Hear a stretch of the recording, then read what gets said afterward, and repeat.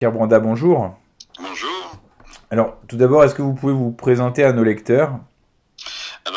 Je travaille sur Napoléon depuis au moins une vingtaine d'années. J'ai publié plusieurs ouvrages et je suis responsable du patrimoine à la Fondation Napoléon.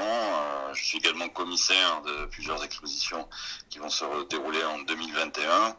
Et donc, au cœur, si je puis dire, du bicentenaire de Napoléon, qui devrait prendre beaucoup d'importance cette année.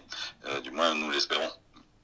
Oui, parce que c'est vrai que cette année, le 5 mai 1821, ce sera le bicentenaire de la mort de Napoléon.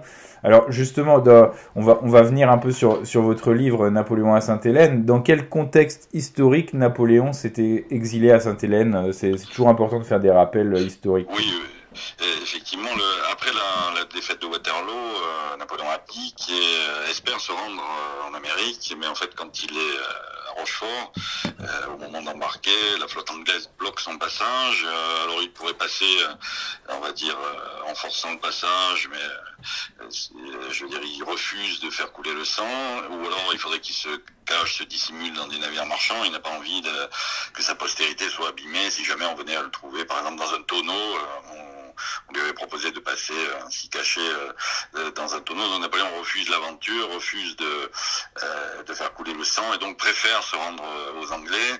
Mais les Anglais ont déjà décidé pour lui que son exil ne sera pas à Londres, mais à Sainte-Hélène, dans cette île lointaine, perdue, et dans laquelle on espère qu'il sera oublié, hein, en fait. À l'époque, en France, quelles ont été les réactions suite au départ de celui qui a été considéré après comme celui ayant abdiqué après Waterloo? Alors, au niveau des parlementaires, gouvernemental, même parmi ses alliés, on souhaitait qu'il parte au plus vite parce que la situation est très très compliquée. Les ennemis pénètrent en France assez rapidement, les Prussiens, les Anglais. Donc il y a une situation qui évolue très vite avec le retour des Bourbons. Donc si Napoléon conserve des partisans, la situation est très troublée et on était au bord de la guerre civile, ce que Napoléon veut éviter en fait avec son départ. Donc il y a plutôt un soulagement général parce que on pense que même si évidemment on est peiné par la défaite et inquiet par une nouvelle occupation, mais en fait cette période pour qu'elle se termine paisiblement, il faut que Napoléon s'en aille, ce qu'il comprend d'ailleurs lui aussi, hein.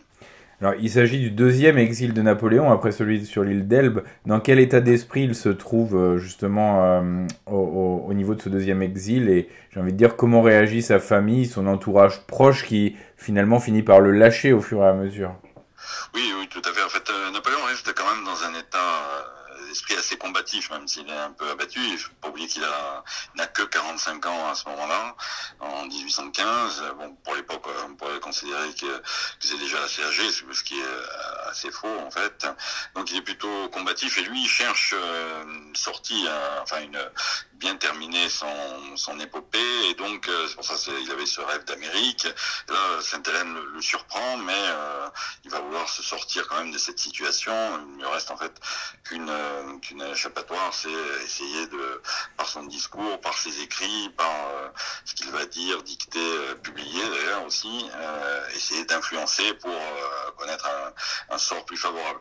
Sa famille non pas l'ignore, mais elle-même, elle est exilée, elle est un peu comme ça dispersée, enfin surtout en Italie, et donc elle s'est éloignée de lui. Son frère a réussi lui à passer aux États-Unis, donc sans l'oublier, une sorte de distance qui s'installe. Et en fait, tout le monde s'occupe de lui-même, hein, et donc est un peu moins concerné par Napoléon et son entourage proche, enfin son épouse Marie-Louise, l'impératrice, elle lui a tourné le dos depuis un an.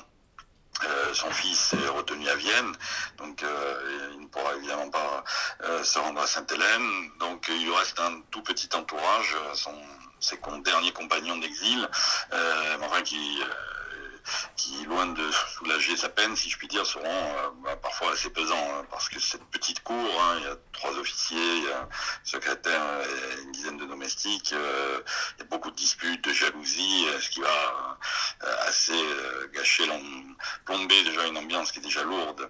C'est à Sainte-Hélène dans sa maison de Longwood et un peu même compromettre sa position en fait, hein. Je rappelle que je suis avec Pierre Branda qui vient de sortir un ouvrage intitulé Napoléon à Sainte-Hélène aux éditions Perrin.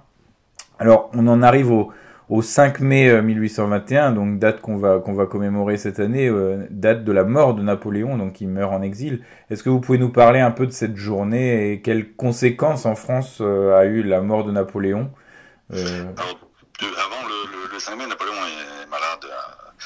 Probablement, il souffre d'un ulcère à l'estomac qui est en train de le précipiter vers la mort.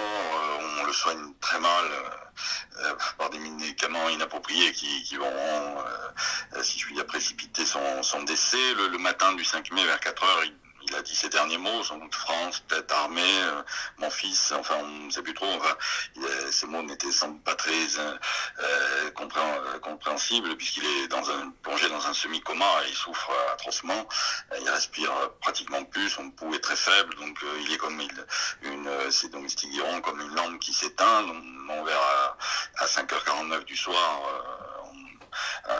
quelques minutes avant cette heure-là, enfin, on entend quelques derniers soupirs et ensuite il expire. Là, c'est un grand silence recueilli parce qu'autour de lui, il y a toute sa maison, tous ceux qui étaient encore là, qui l'accompagnaient, hein, les officiers qui étaient restés, ses domestiques, quelques Anglais qui viennent constater sa mort. En fait, en France, au départ, il n'y aura pas énormément de conséquences parce que on a tourné la page Napoléon à ce moment-là. La légende n'est pas encore en train de prendre toute sa consistance, donc son décès, sa mort n'est pas une grande nouvelle en fait. Hein. C'est de publication en publication et grâce au mémorial de Sainte-Hélène et la nostalgie du personnage, en fait, en France va se développer cette légende et donc jusqu'à entraîner son retour des cendres, c'est-à-dire de son corps en 1840.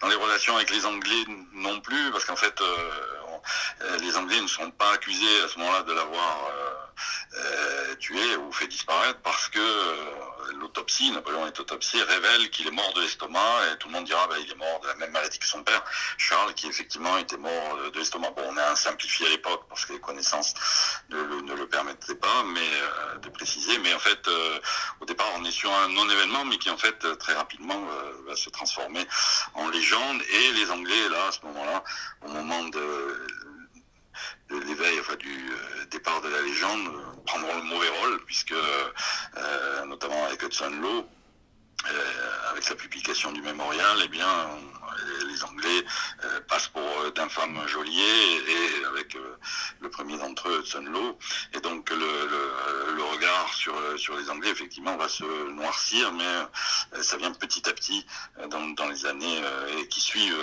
la mort de Napoléon en fait. Alors, deux dernières questions, Monsieur Branda. Qu'est-ce qui explique selon vous, vous qui êtes au sein de la Fondation Napoléon, qu'est-ce qui explique selon vous que 200 ans après sa mort, le personnage de Napoléon fascine autant? Et en fait, Napoléon, Chateaubriand l'avait assez bien dit, parle à l'imaginaire. Alors ça peut être un imaginaire qui fait rêver, en Égypte, même, mais comme un imaginaire dramatique aussi, hein, la retraite de Russie ou le personnage qui provoque des polémiques. Donc en fait, Napoléon ne laisse pas indifférent parce que il évoque quelque chose et si je puis dire, sa carrière a tellement été riche, il a changé plusieurs fois, on va dire, même d'uniforme ou de costume, entre l'exilé, le consul, le général.